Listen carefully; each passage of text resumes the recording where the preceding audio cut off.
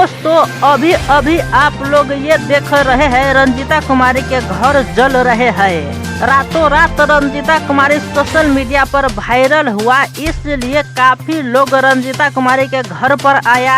इन्हीं में से रंजीता कुमारी के एक फैन से घर पर आकर स्मोकिंग किया तो आग के लुटी से रंजीता कुमारी के घर पोरा के था, वो पोरा जलने लगी। इसी तरह से रंजीता कुमारी के घर अभी जल रहे हैं।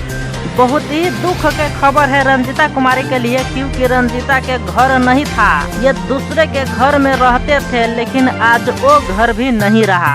इतना गरीबी हालत में अपने जिंदगी बिता रहे थे रंजीता, लेकिन आज वो घर भी नहीं रहे।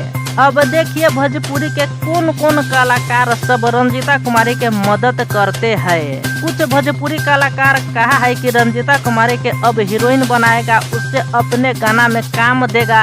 अब कहां तक रंजीता कुमारी जाता है ये आगे पता चलेगा।